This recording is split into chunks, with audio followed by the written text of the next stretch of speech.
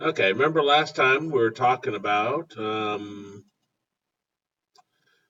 index of. The index of locates a particular character, so it gives its position within a string, or locates a particular string itself, so a substring. And then we also talked about um, the substring. This will extract part of the string. So those are two of the um, two of the different methods we ended up with last time.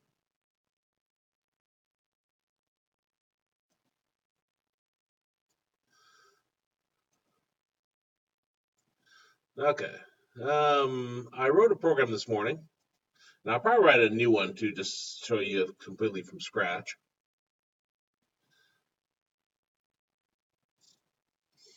Not a very exciting one, but the idea here is this is going to open up a file, and then I'll click this button, and it'll randomly pick the from the items in the file. I'm gonna go ahead and click the open here, and this just prints the first line. Now let me show you what's in the file.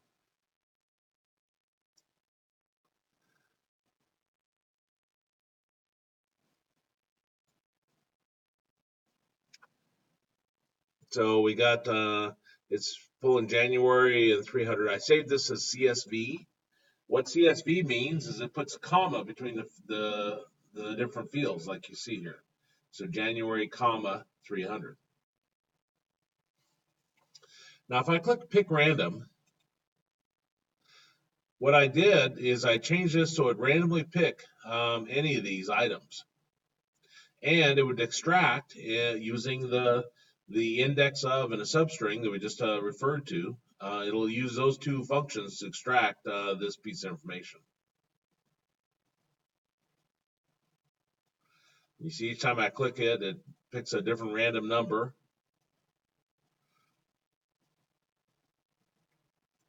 and so forth. Okay.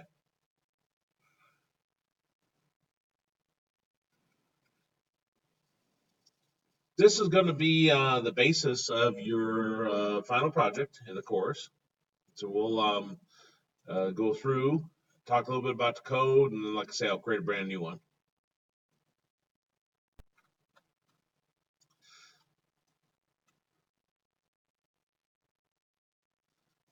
Assume I can go to the right code. There it goes.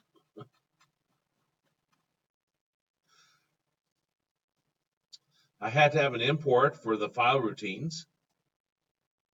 I had to have an import for the scanner. That's what's going to read in from the file. I had to have an import for the file not found exception, just to put something in there to indicate if it can't find the file. And then I brought in the random so I could pick a random number.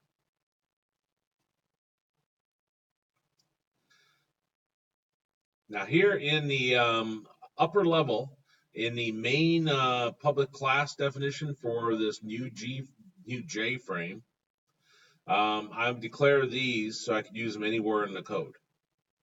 I declared a file called my file. I declared a scanner called my reader, and then I did a string and I did the brackets there, so it's an array of strings.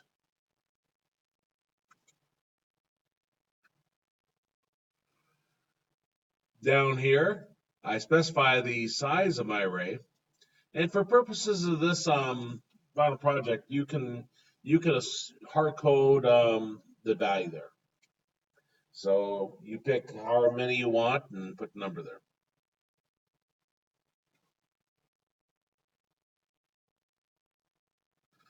I didn't do any of that. That's all Java written or NetBeans written.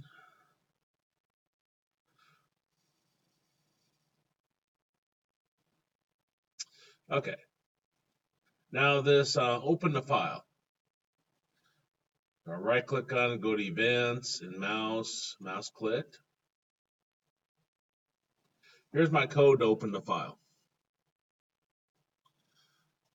I set index equal to 0. This is going to be my current position in the array. So this tells me where I need to put it into my array. And then I have a try. All of this has to be enclosed in a try catch. Now a try catch is an error handling routine. So it handles exceptions that occur. Here I do a new file, and then I put the file name. This is where I saved it at. Notice you have to have 2 slashes, and notice the way they're leaning. This separates the folder names. Big mistake people make when they're working with files is just have one of them, or they put the slash the other way. By having the 2 slashes there, that tells us you're not trying to do some kind of remember /n for new line. So by putting 2 slashes there, that's telling you just we want a slash. Then I create a new scanner based upon my file. So whatever name you have here has to match the name here. And this is how you loop through all the records, all the lines in your file.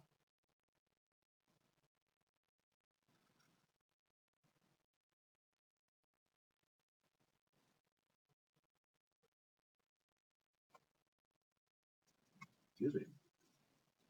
So this is going to loop through each one of these. When I say each one of these, I mean these lines.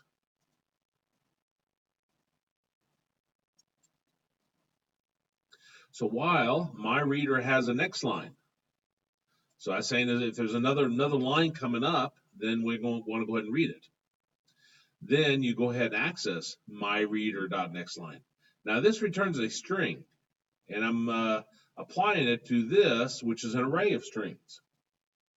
You have to be careful of that. If you try to define that as an array of integers, well, that's an issue because this right side is a string. So you'd have to convert it to an integer if you wanted to assign it to an array of integers.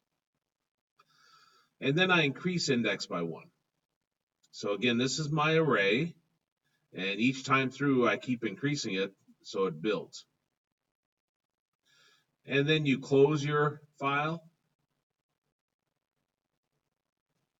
And right here, I just want to make sure that it was working. So TF numstring is a text field on my form. Remember, a text field is just like this right here. And I did a .set text, and then I wrote out the first entry in the array. Just make sure it's working. Now I didn't put much effort into the catch here, and you don't have to. In theory, you'd want to handle a little bit better than just this. You'd want to have some kind of message appear on the screen saying I couldn't find the file missing. Then over here, this button, when I click this, I wanted a random number, or not a random number. I wanted to pick a random number that would then pick from one of these here. So for example, my index starts at 0. This is 0 and goes to 11. So I wanted to pick a random number between 0 and 11 so I could pull that record then.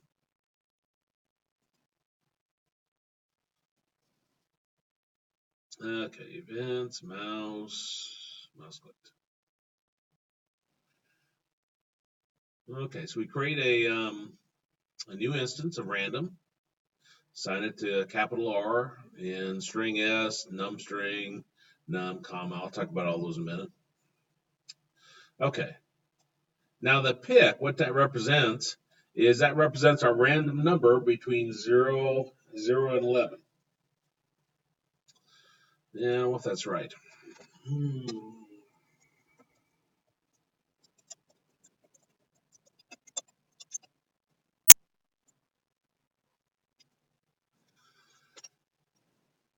It's wrong.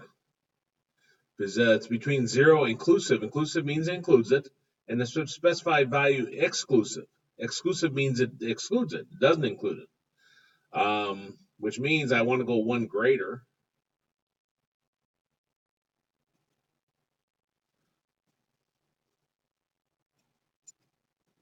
So instead of going 11, I'm going to go to 12. And that'll go from 0 to 11. Now, once I get that random number between 0 and 11, then I want to extract, and S is a string, I want to extract the that from the array. Again, this array right you see here, my lines contains this entire line here. Contains this entire line. Does that make sense so far?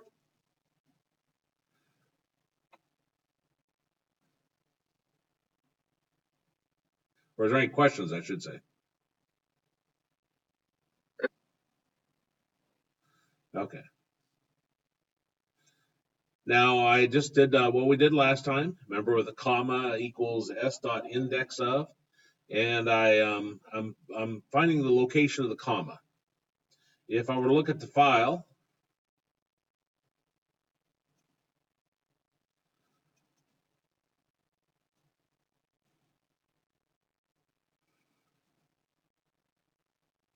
type date.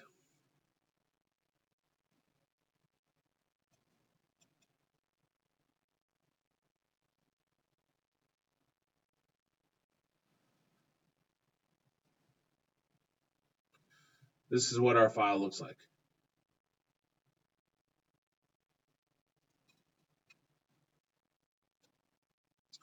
So,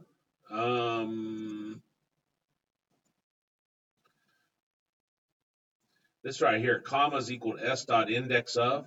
That's locating the position of this comma. And you won't have to change this for the final project. You know, if you got two items here, then you're gonna be fine. Okay. Then num string is going to equal to s dot substring comma plus one. Comma plus one is this position right here. And then length. The length of it is if it's the length is 2, 3, 4, 5, 6, 7, 8, 9, 10, 11. 6. Okay, that's 11. So this would be 11. So it's going to extract from the 3 to 10 because remember it's one less. So it's going to go from here and go to the end of the line like that.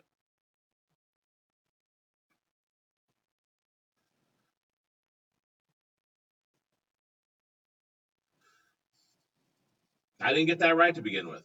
I put a -1 here. And then when I printed it, it didn't work. That's what I did right here. Printed it. And I could see it was cutting off the last number.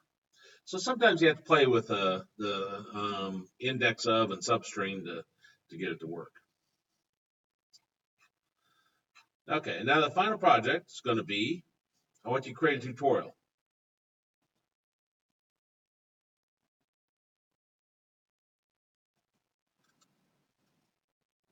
Go into Excel first. You do a file new, create blank workbook.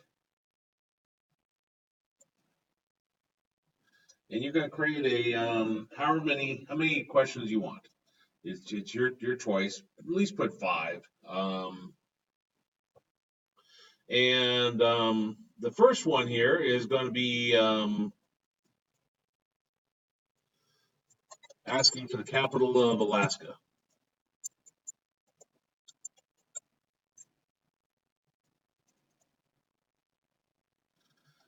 And maybe you can even put a question mark there so you know it's a question. And then I'll put Anchorage here. Okay, show something I can actually spell. That's not even close, but we'll go with it.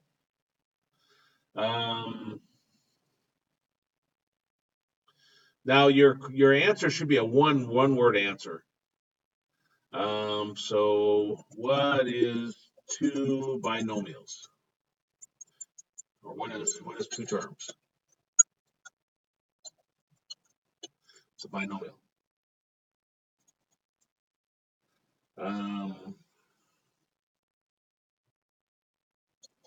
What time zone are we in? Central.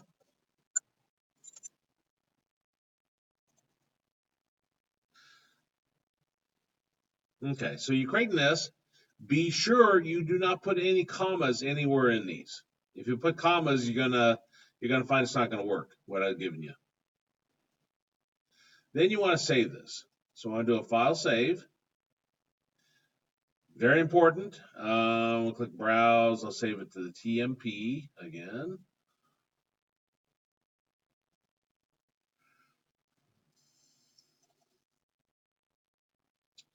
And you see where it says save as type here. I want to choose that drop down or drop up in this case. I want to choose CSV MS DOS and then give it some kind of name. Questions CSV. And then click save. It'll say some features may be lost. Keep using that format. And then when you close it, it'll come back and say that it'll say it hasn't been saved. It has. It lies. It just hasn't been saved in Excel format.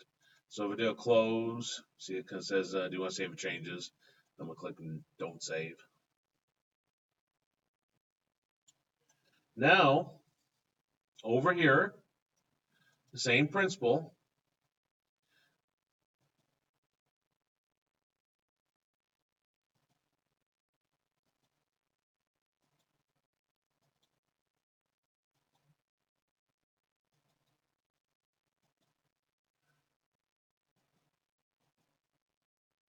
That's his word that has that right there now. Maybe it was there and I just didn't notice.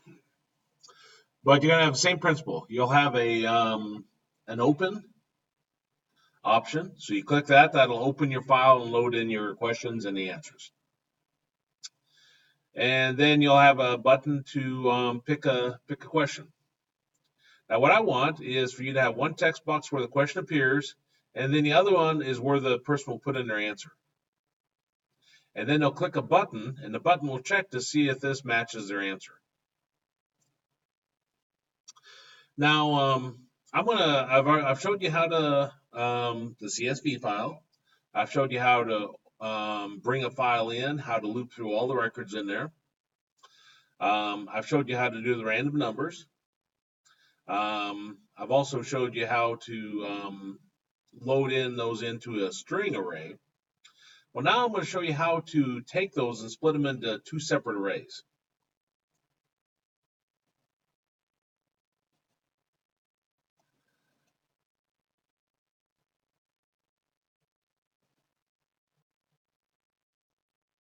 Because for your file here, we're going to have two separate arrays. You'll have one here, contains all your questions. So you have a question array. And then you also have an answer array.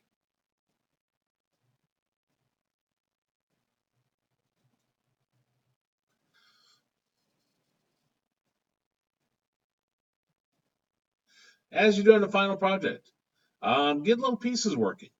You turn in nothing, you get a 0.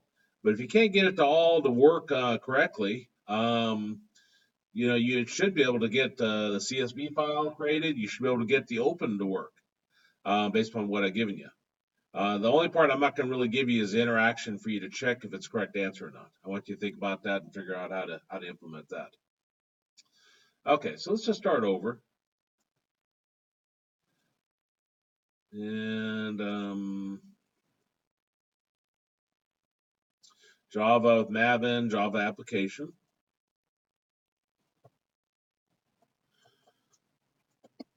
And I'm going to create an addition tutorial. And click finish. Down here in the source package, we got our add tutorials here. So I'll right click on that, choose new, and choose JFrame form. And call it add frame.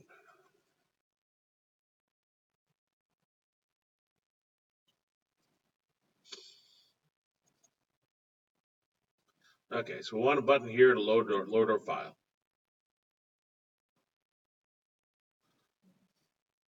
So I'm going to right click on this and choose edit text. And I'll have it say load. I'm going to right click on this again and change the I don't want to change the variable name. Events, mouse clicked. So again, I right clicked on it, chose events, mouse clicked.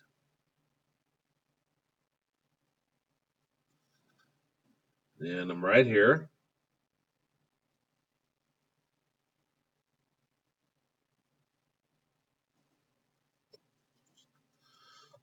I am right here. Okay.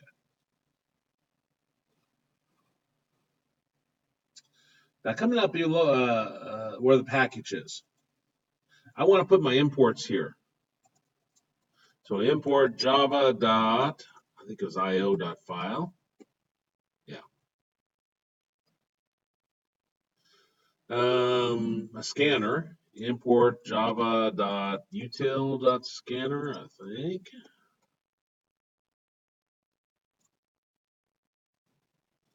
Yeah. And while I'm up here, I don't want any of these random numbers. Import Java dot util dot random. Let's try that again.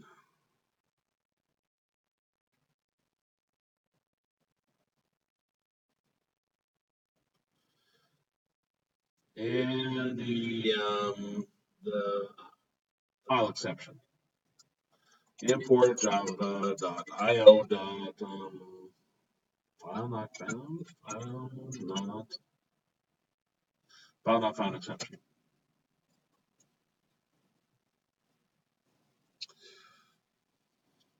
Now, right below my main class for this particular object here, I want to define my file, my file, and scanner, my scanner, and I want my arrays here too. So I'm going to have a string array equals my lines. And I'm also going to split up into integer,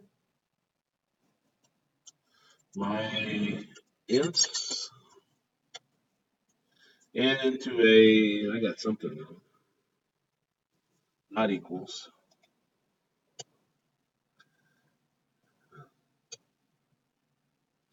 And then doubles. My doubles.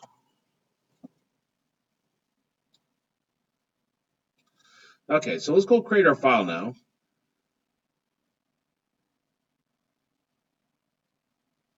Actually, I guess I can make this integer too. I don't know why I called it doubles. And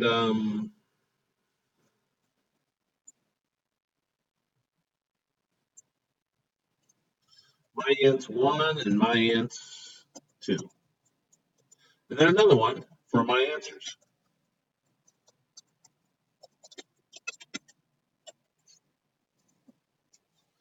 That'll make more sense once I show you what I'm going to do over here.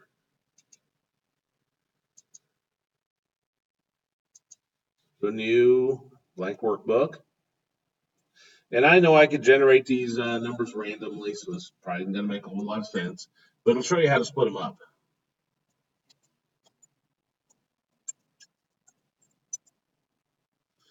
9, 1, 10, 15 to 17. That's no. So I got 2, 3. 2 plus 3 is 5. 1 is 7. 1 plus 7 is 8. 9 and 1. 9 plus 1 is 10. And 15 plus 2 is 17. So this is going to be my first number. This is going to be my second number. And this will be my answer. Now I'm going to bring these into an array. And then I'm going to choose a random number to pick like 2 and 3. And I'll display that on the screen. The user will put in 5, and I'm going to check to see if they got it right or not. So I'm going to do a file save as, browse, and I go to my TMP folder. And what am I going to call this? Choose the save as type. You know, this one would probably work right up here too. Not sure why I chose MS-DOS. Let me choose this one, CSV up here. I probably just didn't see it. And I'm gonna call this some numbers.csv. Then click save. Some features will be lost. You want to keep using this format? Yes. Then I'll close the file. Some numbers, CSV. Don't save. Okay, my initialize components. What if this is where I put it? No, I'll put it down below. Okay, so this is our button to load in the files. Or load file. So I'm saying file, new file. My file equals new file c://tmp//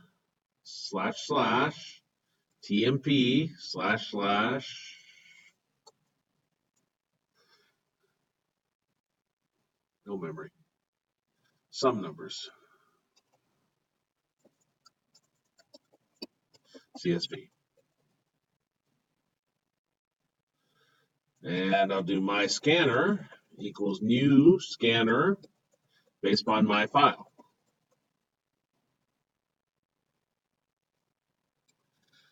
And I forgot to do my try. I gotta have a try here in closing this.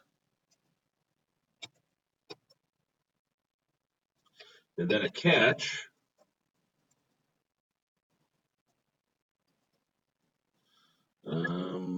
File not found.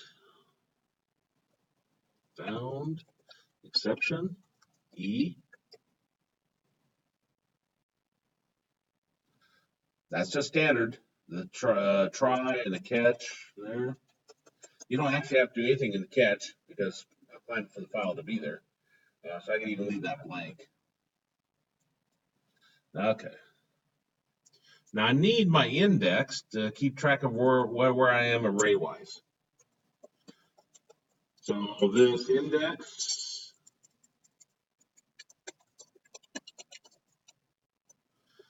keeps track of where I am in the array.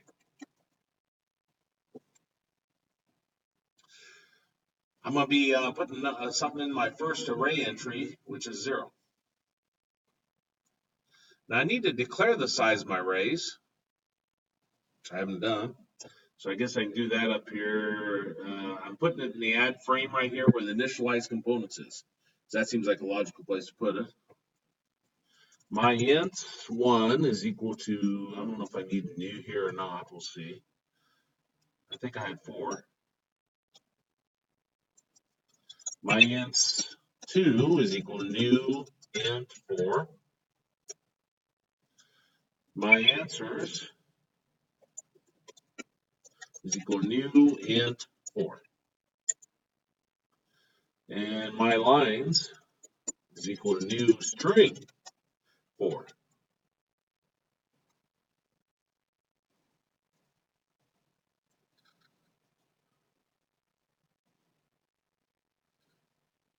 Again, remember what we're doing. This is going to be my first array that int's 1. This will be my second array, int's 2. And this will be my last one, my answers right here. Now, wondering, well, what's my lines? My lines is going to be where I put it before I strip them out, separate them. So this is the unaltered version will be the entire line. And it should say 2, 3, 5. Okay, so down here, let's see if I can remember what this is. While my scanner Is next line, has next line, has next line.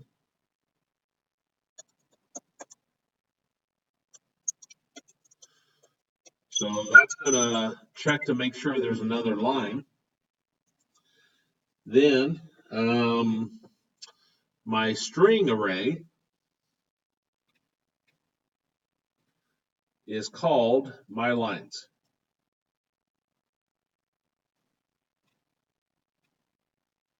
So come down here, my lines index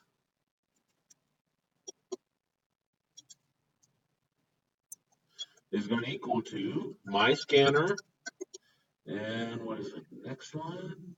Yeah, next line. And then I'll increase index by 1. So it'll be ready to put the next one in. Now after the while loop, I want to close my file. Which one do I close? I think I close scanner. My scanner dot close. Yeah.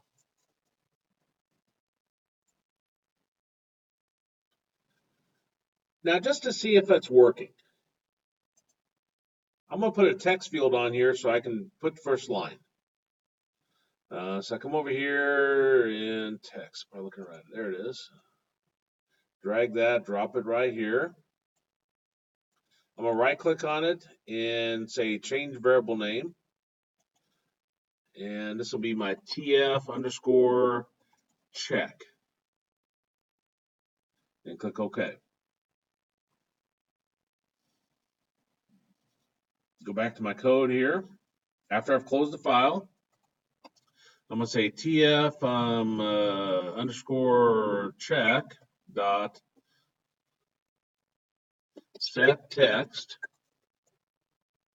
And I'm going to say my lines 0.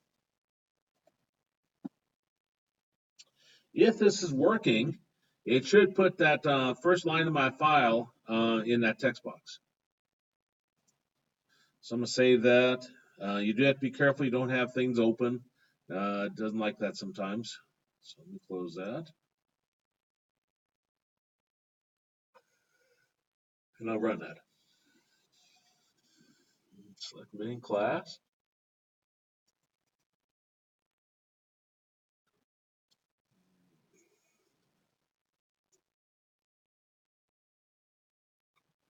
Okay, I'm going to click that in 2, 3, 5.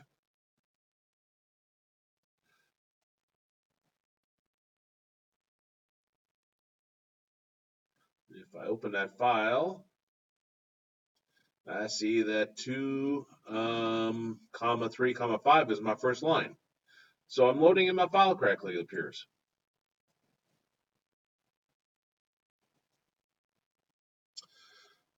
Okay, let's go back to our code now.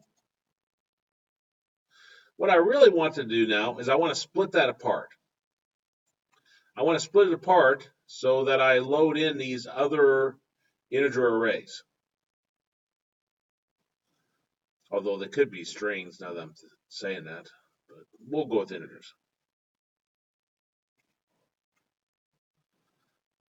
And here I'm bringing in the big one. So let's think about this now. At this point in time, it'll have something like this in there.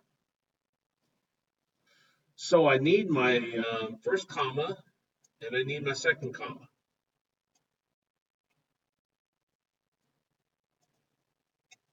So I'm going to declare comma 1 and comma 2.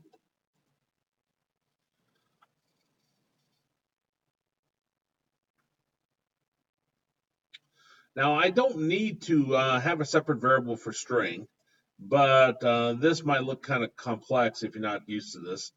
If I refer to this as a string, so I'm going to declare a temporary string called temp, and temp's going to contain this value right here, 2, 3, 5. So I'm going to say temp is equal to my lines index like that. Now remember, our indexing starts at 0. So this is 0, 1, 2, 3, 4. The length of that should be 1, 2, 3, 4, 5. Okay, so comma 1 is going to equal to temp dot index of comma. When this is done, comma 1 should have 1 in it for my specific example. So like this right here, when this gets done, it's going to find its first comma. So comma 1 should contain a 1.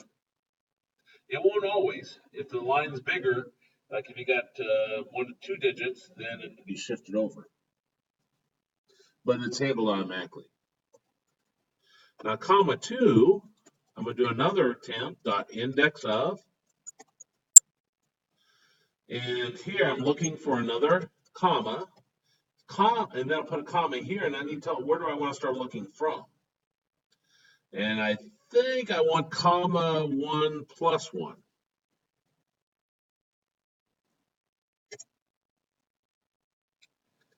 In theory, this returns 1, should be right here.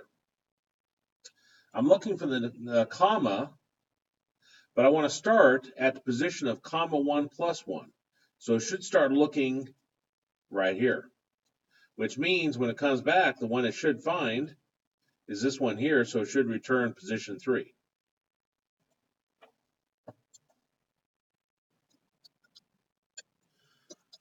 Should have 3. Okay, so we're getting closer now. Now we're ready to parse apart that string. Now my first array, remember, was called myInts1.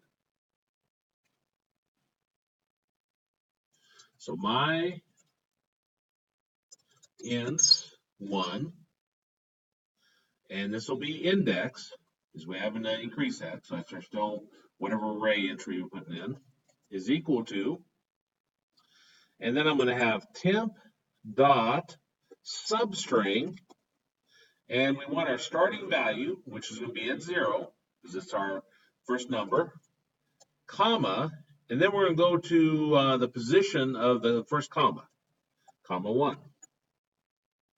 Now there's a problem with that, and we'll come back and fix it, but that's a string on the right side, and that's an integer on the left side. But this should return from 0, and comma 1 is a 1.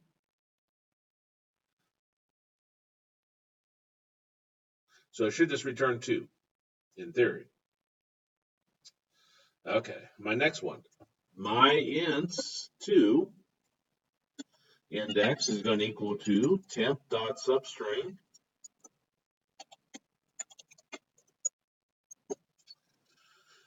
Okay, that's going to start at, well,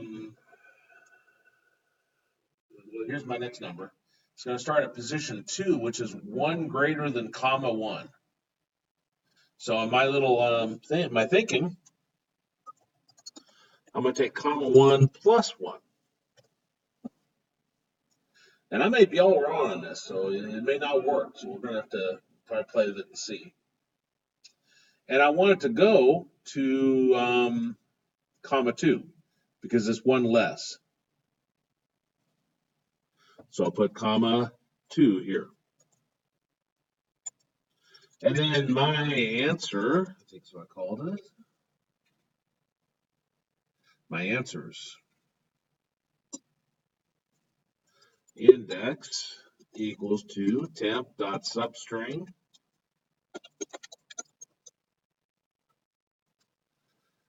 Now I should start here, which is 1 greater than comma 2 in my thinking. Comma 2 plus 1, and it should go to my length. Then it'll be 1 less. So I'll say temp.length.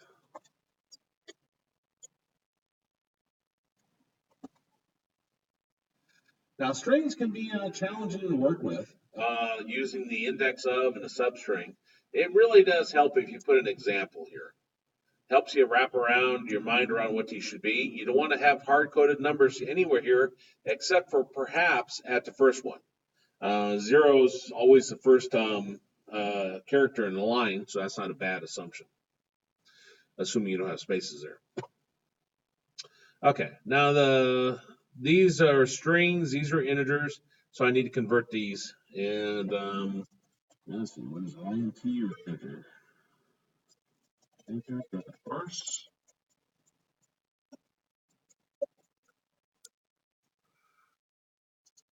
If you're gonna come back to this, but I didn't remember what they were. Let's try int. Let's try lowercase.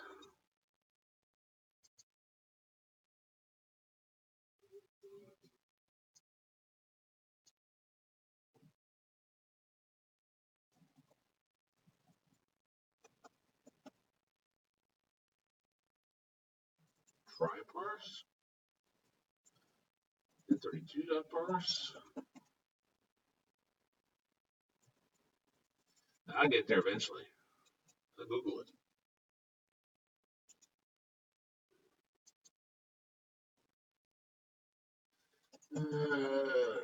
Let's see, Java.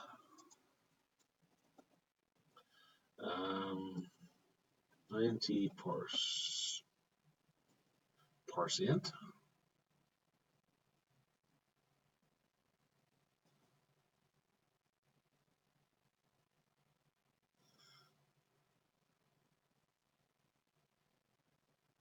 Integer dot parse int. Okay, not even close. Integer dot parse int.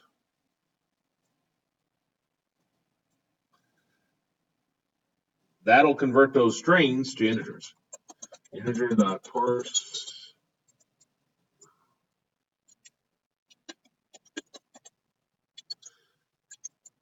Can't type. Int.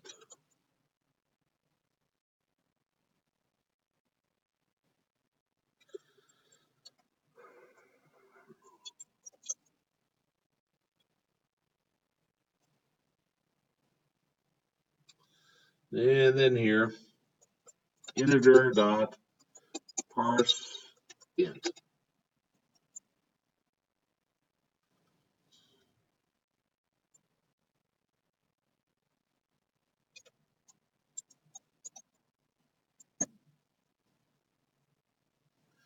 Yeah, it doesn't like something. My answers, little m.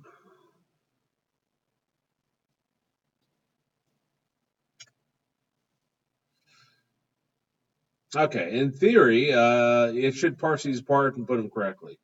I don't know if it doesn't work. I don't even need to really print anything out because if it's not correct, it'll probably try to convert a comma to an integer or convert or go index out of bounds. So let me just run it.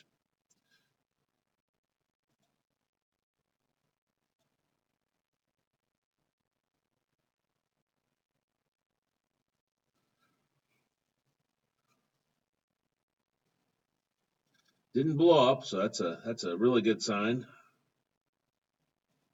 We'll assume it's correct. Okay, so now I got all my ones loaded in, and this is what you'll do: is you'll have to figure out how to use your own particular index of and substring to separate those into two arrays. So you'll have an array of strings, and you have for your questions, and you have your array of strings for your answers. That'd be like up here. You would have one that said my questions and one that said my answers, and they would both be strings. Let's see, back to our design. Okay, so now I want to create my button here that then will put two numbers in there, and I'll have another button where I can put in what I think the answer is, and it'll check. Okay, so text field there. Text field there. And you can pretty up your interface. I'm not going to spend time on that. And here's my button for my new question. And then I'm going to have a text field down here for my what I think the answer is, and then a button to check. Okay, so this is one's going to be to load. So I'm going to right click on this, choose edit text. This is a new question.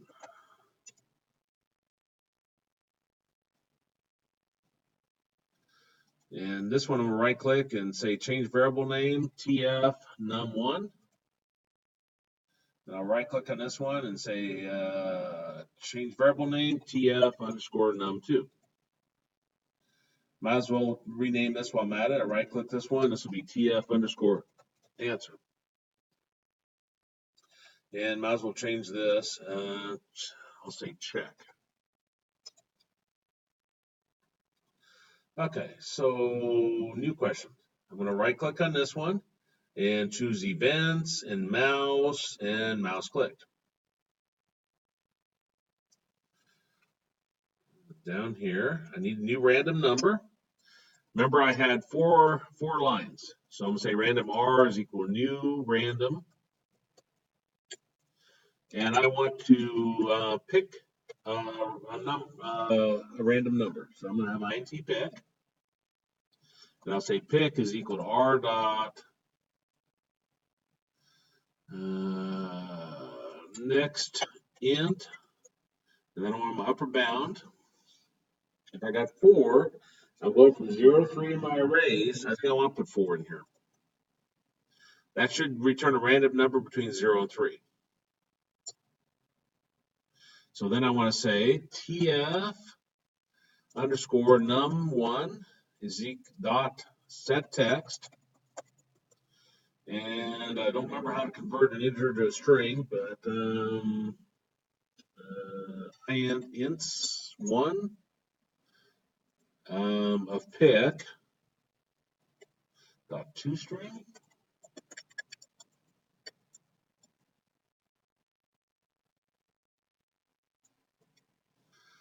Maybe if I can remember my name of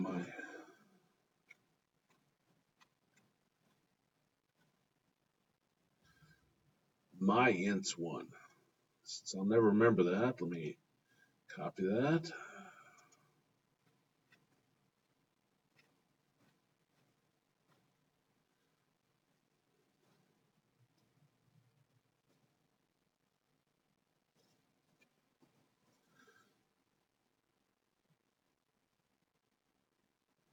Int cannot be dereferenced.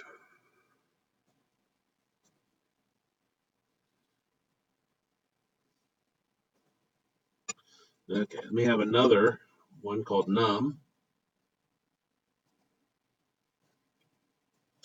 Now say num is equal to my ints1 pick. Okay, so that's not what the issue was. The issue is I don't know how to convert it. I must be confusing that. I thought it was a num to string. I remember now. String dot value of num.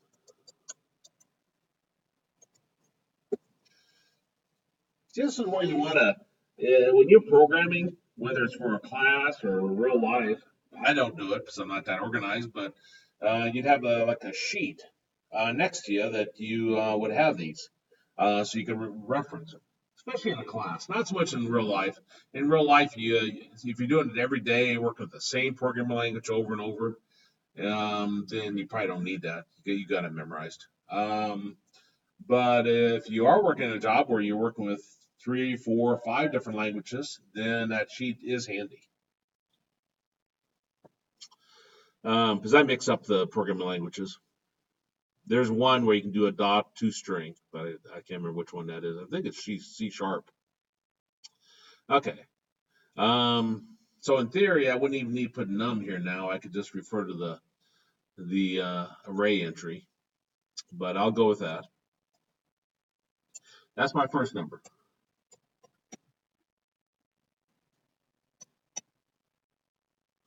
So my next number, I'll do it num again, is equal to my ints 2 pick. I'll say tf underscore num2 dot set text string dot value of num. And that should be all I need for that. So we save that and run it. You notice I'm checking it as I go along. So do it in increment. Check, get this piece working, go to the next piece. Get that working, go to the next piece. Don't try to write it all at once. Okay, so there's my load. I'll click new question, puts 1 and 7. If I click new question again, it should choose different ones. I only got 4, so there's not a whole lot of possibilities for it to cycle through. My next piece I'm going to do is if the person puts a number in here, I want to click this check. It should check to see if it matches that.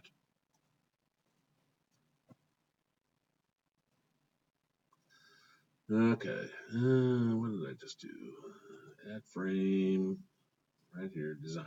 Okay. First off, I want that blank. So edit text, get rid of that, press enter, resize it. This I called, what I called, TF underscore answer. Okay, so I'll put the code here and check. So I right click on that and choose events, mouse clicked.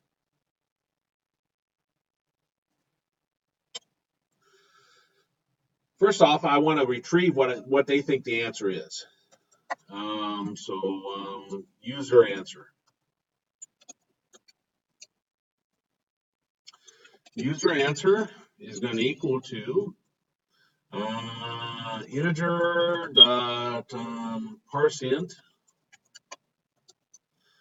and I've been retrieving tf underscore answer dot get text.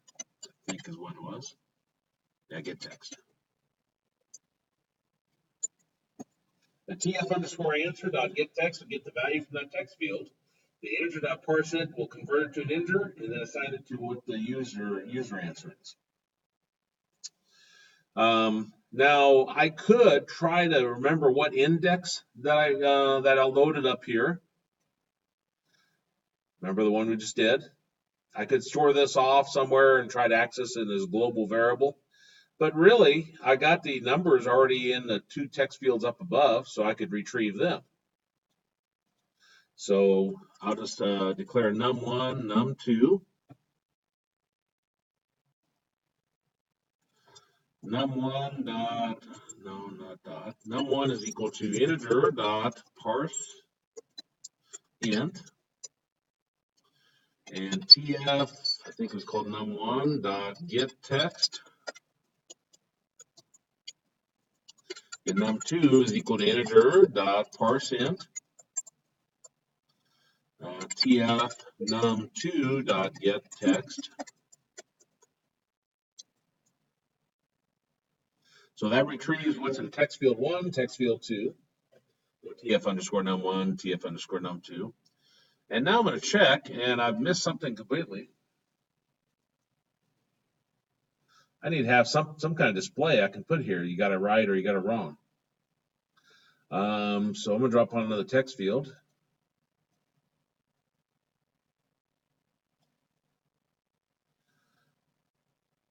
And I'm going to right click on that and choose change variable name. And I'll call this tf underscore response.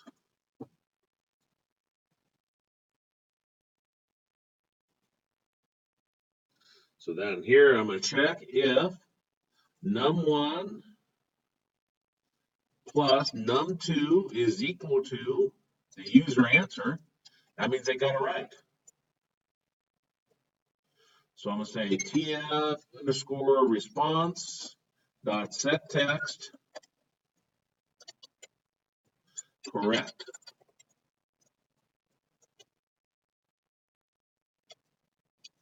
Else they got it wrong. So tf underscore response dot set text wrong. We'll come back to that.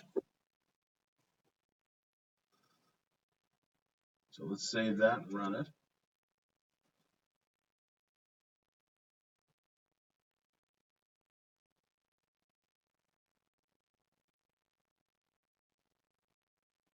Okay, I have to click the load here for you. By the way, you could do the load within your right under that initial components. You could do the load of your file right there, so you wouldn't have to even have the load button on there. Okay, click new question. 15 plus 2, that's obviously 11. That was wrong. Okay, so I click new question. 1 plus 7. Let's try 8. Correct. Now, what it would be nice is that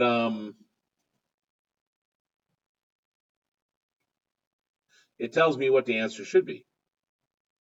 So that's why I said we'll come back to it. So Ron space, then plus, I'm going to concatenate, and then I'll say,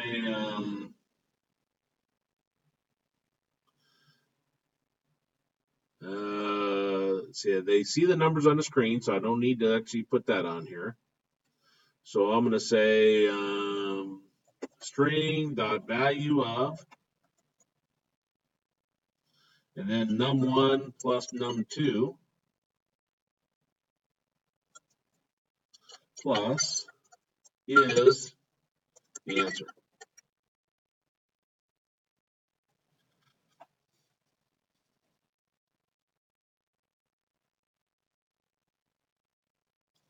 Okay, so what this will do is it'll add num1 and num2 together.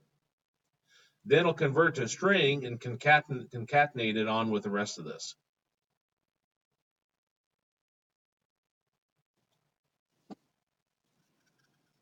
So let's see if I got it right.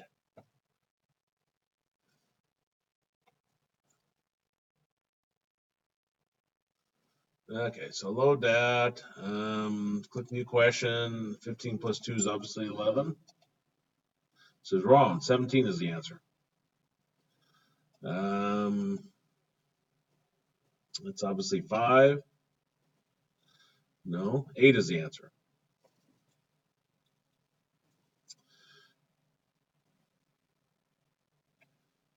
So again, what I'm looking for from you is for it to just simply ask him, what is you ask him a question, your choice on questions. What is the capital of Anchorage? Or capital of Anchorage? What is capital of Alaska? Anchorage. What is the HTML tag for bold? B, or whatever question you want.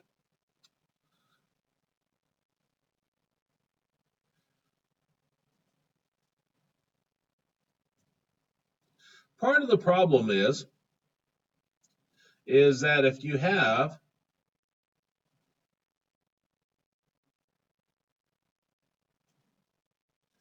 your questions here, and the answer is binomial. What do you think happens if they enter in binomial?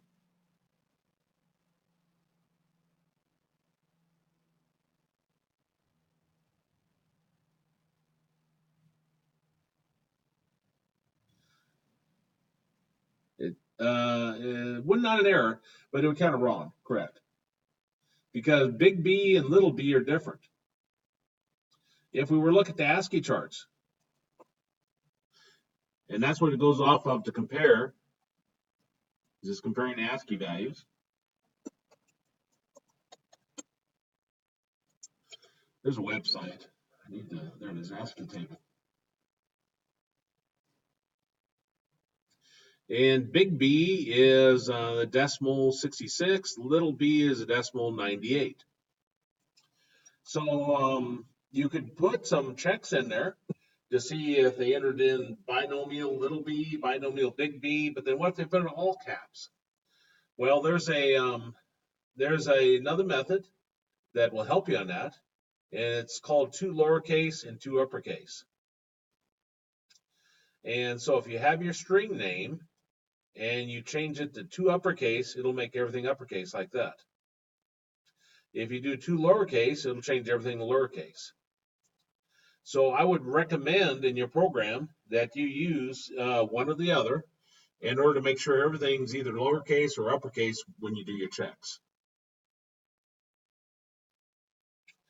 Beyond that, the other item that might be an issue is where they put spaces in there. And I'm not sure where that's actually in here. They do got an equals. So if you're comparing strings, you might need to use that too. So read up about that. That'll check to see if little ABC is equal to big ABC. And see here that I did a check with an equals equals, and I don't think that works with strings with Java. So I think you're going to have to do the dot equals on yours. So like over here,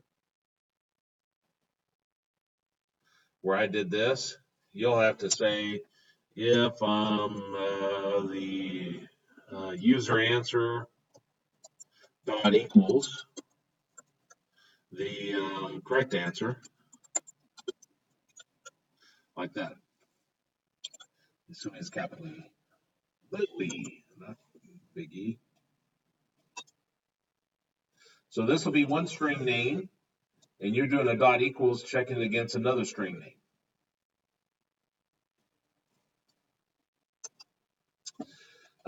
The other thing you might need is like a trim to get rid of spaces. But don't worry about the trim.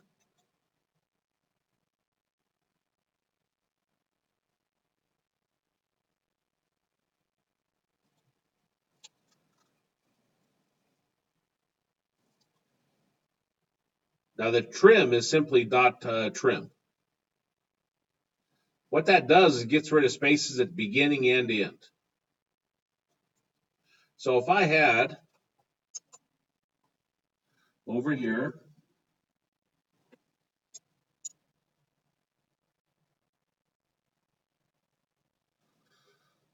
I'm not seeing where my closing brace is. There it is. Can't put it there.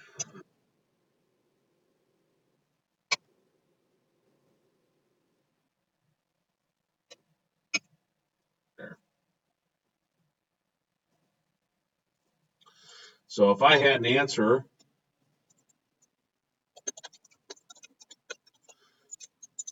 since I can't spell, I guess I go with A and S, is equal to space space A B C D E F space space. And my correct answer is equal to A B C D E A B C D E F. There it goes. Is that now how I can get rid of the weird junk that put in this?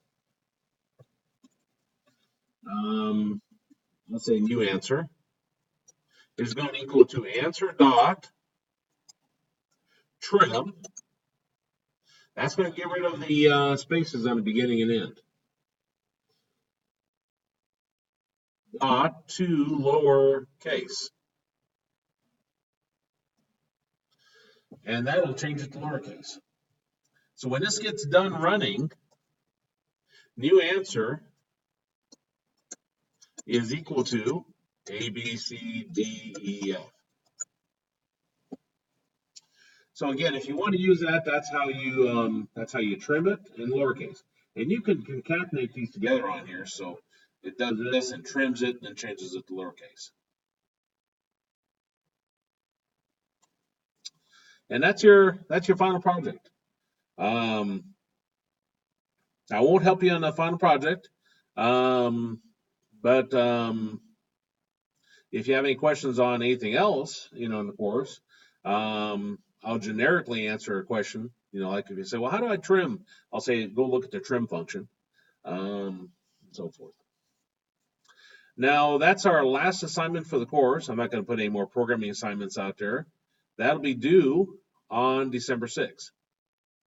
Now, I'm not going to cover any more material today because I want, since this is fresh in your mind, you can go off and work on it if you want. But on Tuesday and then December 3rd and December 5th, I'm going to be continuing coverage of what's in the book, even though we won't have any projects on it or anything. It's good information. And remember class for next week. We don't have class on Thursdays, Thanksgiving. So we'll just have it on Tuesday, and that'll be it. Questions on any of that?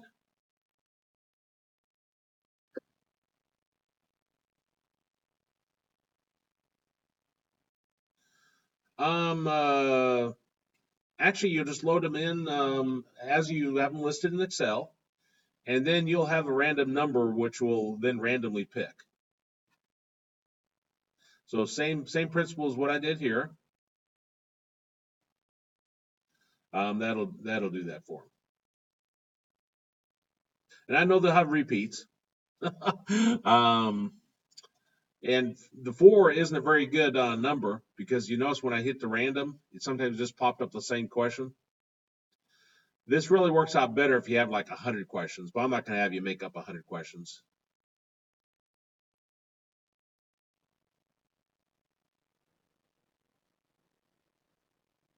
You would? Yeah. What other questions?